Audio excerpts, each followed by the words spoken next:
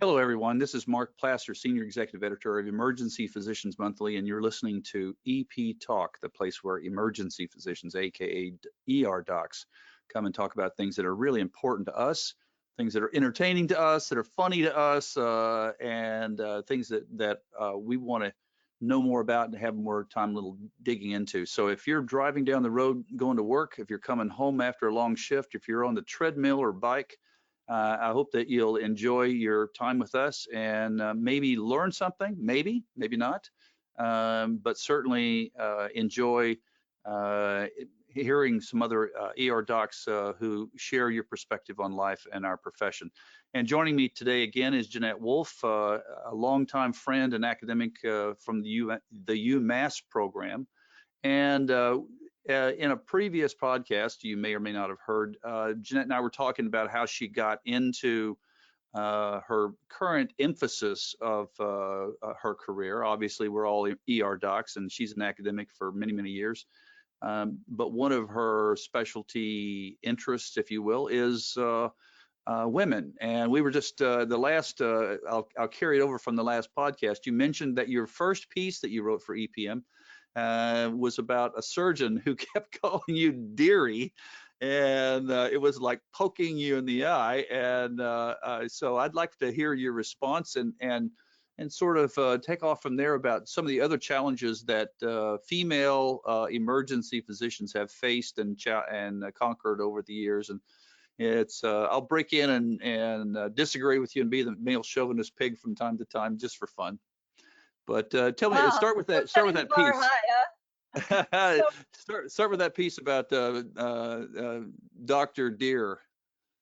Yeah, so that was the first piece I wrote for you. And I think that was a very 1990s piece. I remember early on in my career, a couple of instances like that, where I remember talking to the ME one night, and he called me little lady 6 or 7 times as he was correcting me on how I should deliver the sequences of social security numbers, like a 323 versus I was not reading the numbers off in the correct cadence order. So there was all these little things early in my career, but I can tell you the area that I'm interested in is slightly different than just women in medicine. It's sex and gender in medicine. And what do we mean about sex and gender? So as you know, I do a podcast called Sex and Why. And what I talk about is how biological sex and gender influence our brain, our body, and our behavior. And specifically, I'm interested in how our biological sex and gender influences medical outcomes and team performance. Both of those things really important to us during our next shift. And people ask, like, how did you ever get interested in this? Yeah, I was just going to say that. How did you ever get interested in that? What a great cue. So I don't know about you, but first of all, let me just ask you, what is the one thing about our job, one thing that you hate the most? Oh, gee. What is it that I hate most? I really like my job. It's hard to say what I would hate. Oh, records, documentation. I hate it. I hate it. I hate it. And the blessing of my entire life is this scribe that follows me around who writes things down. I want to, I love them forever. So I hate records. So, you know, I share your dislike for documentation. However, that's like a distant third. And as we talked about in the previous podcast, I was one of those kids that became an attending, like, gosh, at 27 or 28. So I'm You were a bopping child. around the ER with my You were a ponytail and my child. I know that. clearasil. I was totally a child. I was totally a child. And even though intellectually I knew medicine, I knew how, I could give you great differentials and I could tell you exactly how to take care of that septic patient for the standards of care at that time, which, as you know, have changed about 100 different ways since then. Right. But because I was really young, I don't think I really had a very good grasp on just human nature. Because when Well, you're in you medical couldn't. school, Okay, but just be fair to yourself. You couldn't. I mean, yeah, I had the same issues. I grew a beard and I still have the mustache left over from the, the early 80s. But I grew a beard because I looked like a child. I kind of was a child. And so for all of our young physicians out there who feel like nobody takes them seriously, unfortunately, you will get the gray hair and you will finally be around long enough that everybody will assume you know what you're talking about, even when you don't. And now you have a situation where you have a lot of knowledge and people don't take you seriously because they don't think you have the perspective and the wisdom and the experience of life. So yeah, that's a given. We all know that now, but we didn't know it then. Well, I think when especially again, times have rapidly changed. There are a lot of generational differences. There are clearly a much greater diverse class of medical students that are coming up through medical school now than certainly when I went to medical school. So I think that many things are generationally different for the better. But, Maybe. well, I think when you go to medical school, you get this because you're immersed with people who are incredibly intelligent, who are incredibly devoted, who oftentimes come from pretty similar backgrounds, that becomes who you think the world is made of. And Yeah, yet when you start doing emergency care in an inner city, you realize the world is made up of a lot of different people who come right. from who come to us from a lot of different life experiences. And that I really I true I still today, I think one of the greatest blessings of our job is that I have this window to be involved in people's lives during some very critical moments in ways that in most other professions our paths would never cross. I mean, that's Right. one of the privileges of emergency medicine. We see everybody You know, from that's the person who's homeless off the street to the CEO who's having a heart attack. And that is such a privilege because you get to see the world from all these different angles. You know, But we at the we we have there's something about a private practice that is different from emergency medicine because just the screening of the office staff saying, "How are you going to pay for this visit?" Yeah. And it screens out 20-30% of the patients that you and I never ever ask that question of because of EMTALA. And we see a whole different slice of life. And you're absolutely correct.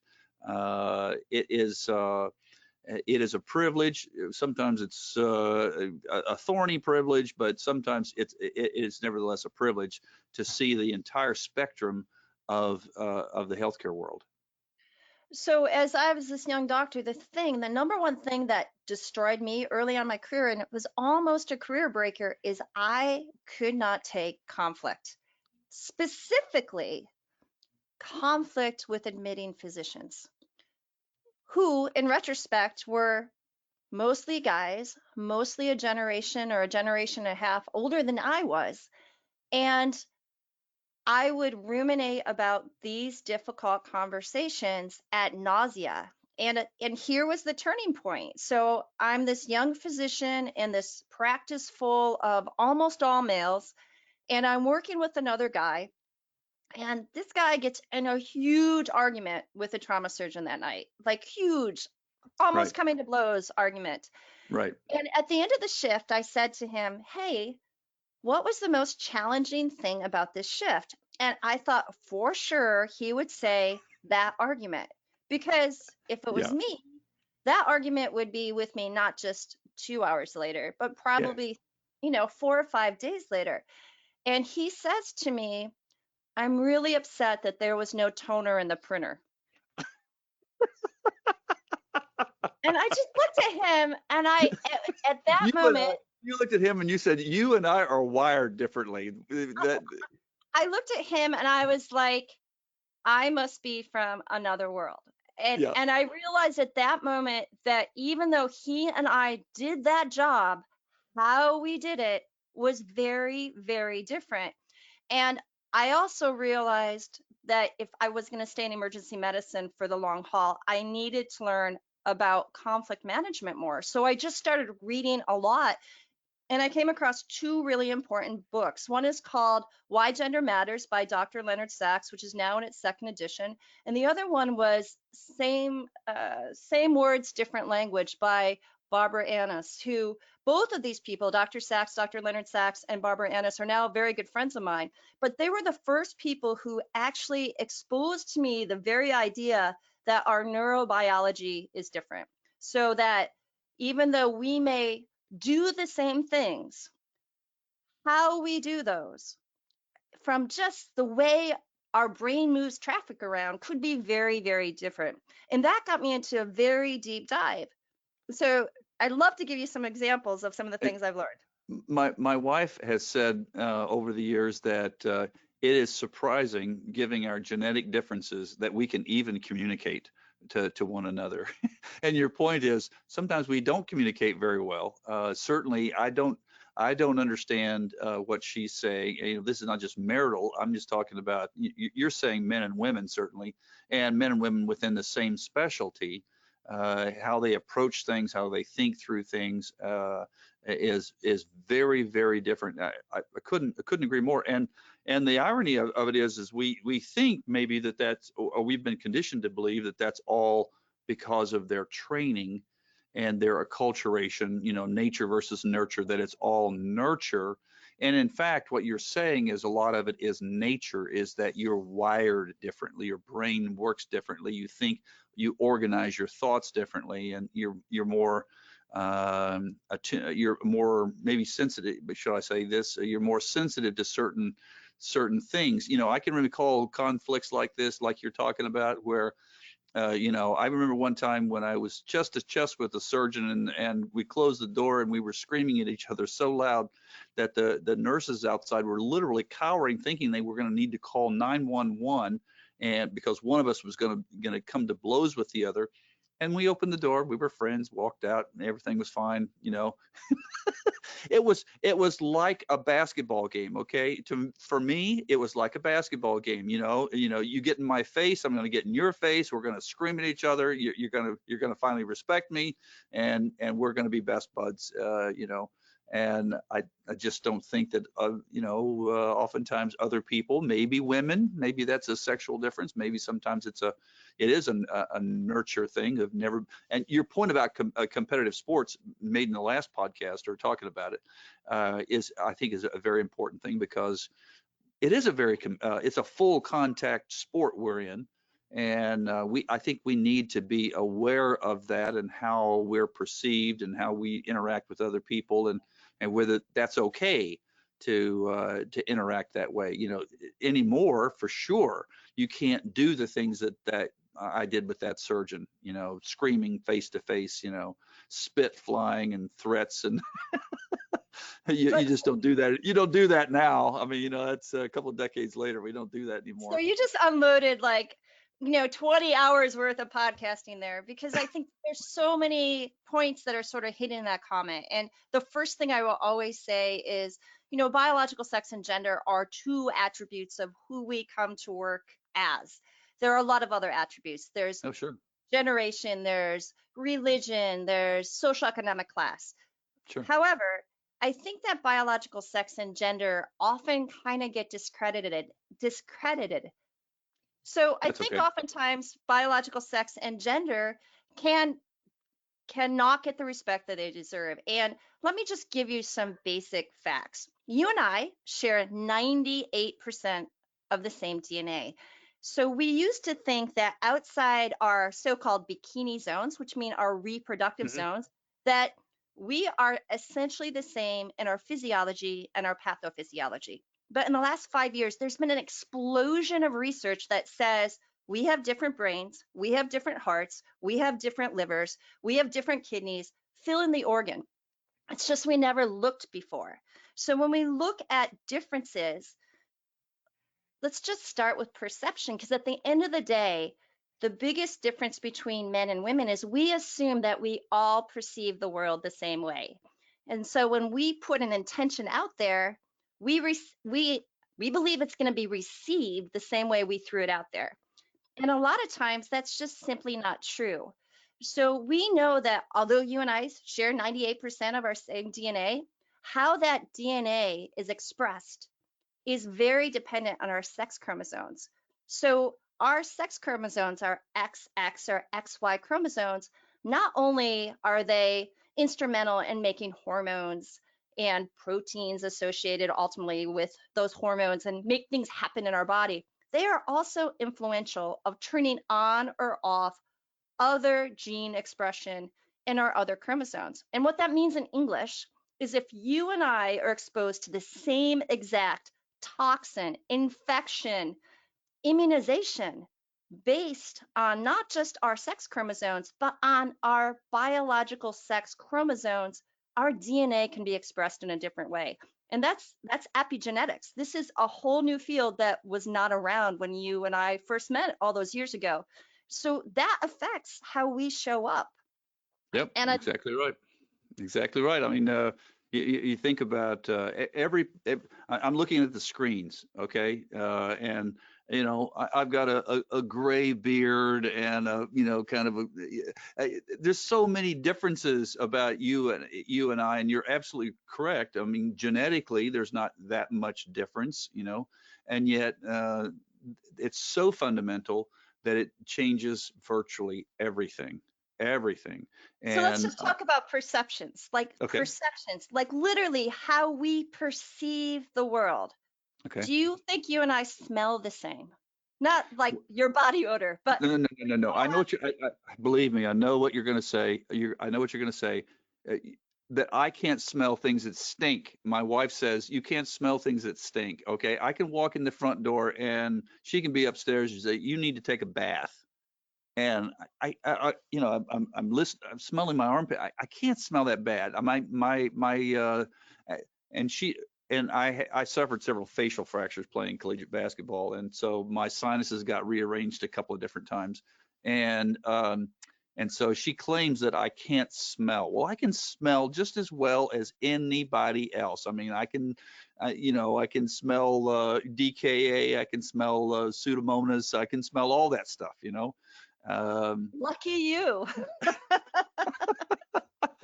But she swears I can't smell, that I can't. Just today, she So walked in and said, why do you think that might be? Like, I, I could tell you actually. That's you, why I'm okay, like totally okay, owning. but I'll go back and I'll tell Jeanette told me why I can't smell things that you can smell. Millions more olfactory neurons in my nose compared to yours. Are you Millions, serious? millions. Millions? And you and I, depending on the scent, I may be able to detect stuff that's diluted 1/100,000th of a time than you can. So the smell sense is huge.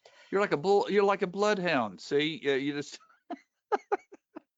So let's talk about sense number two. Let's What? talk Wait, wait, about wait, wait. Now, what value is that? Doesn't that just drive you crazy? I know it drives my wife crazy that she can smell things that just distract her. Can't you just kind of tune that out well, and let's talk say, about like evolutionary psychology. What would be the advantage of you and I have very different smelling? What would be like just I think have about it. no clue. So I'm sure somebody has ginned up some reason why you would have a better smeller than I do, but or a Well, different smell than I do. well, why do you think people who are pregnant are so sensitive to smells?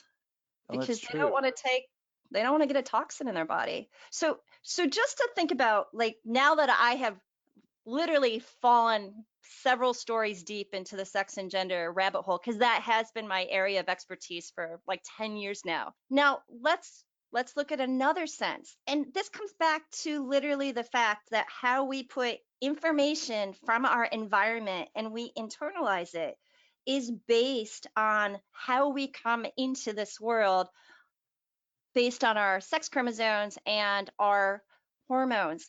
The way I think about this in this huge, big way is that our biology gives us a certain framework of a house.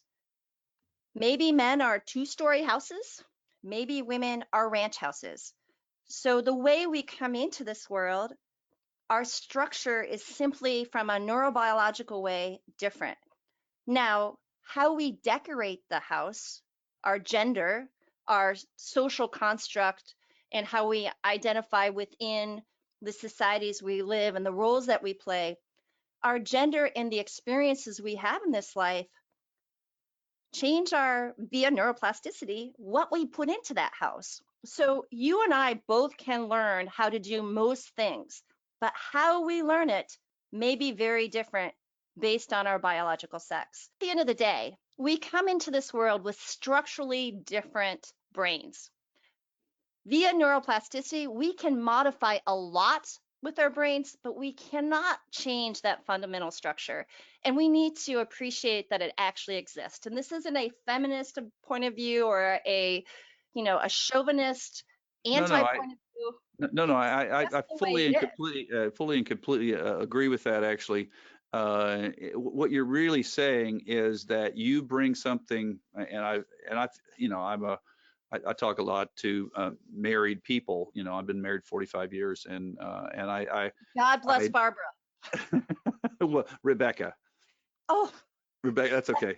does Rebecca know about Barbara? I've never met a Barbara, so I'm pretty. I could be pretty innocent about a Barbara. So Sorry, no, Rebecca. yeah. um, no, the what I've come to realize is, number one, what you're saying is that we come to the table with very, very different sets of skills and capabilities and perspectives and all that, which really and truly are complementary, and in my mind, create one person in the person of a husband and wife. But we won't get into that as far as medicine is concerned. But I think your point is extremely well taken, of the idea that we just come to it differently. We can express it differently. We can change it through as we've talked about, neuroplasticity. But the first thing we have to recognize is that we just have a different set of starting points, structural Yeah. points. So if you take that back to conflict, and again, I personally am so jealous of people who can get into this explosion and then quickly repair it and move forward as if it never happened, because I think that is challenging for many people, regardless of their sex or gender. However, I also think that there are many people who just can't do that. That once that explosion has happened, that changes their relationship with that person and how they communicate with them in the future in a way that can induce stress because they're now dreading when they have to interact with them again. So, getting back to why I went into all this, just like you might smell that stinky gym sock in your kid's backpack in a way that's very different than the way I smell them, the way that you perceive conflict may be very different than the way I perceive conflict. And kind of depersonalizing this, that in the right context, this is not this terrible display of power. This is something that is different.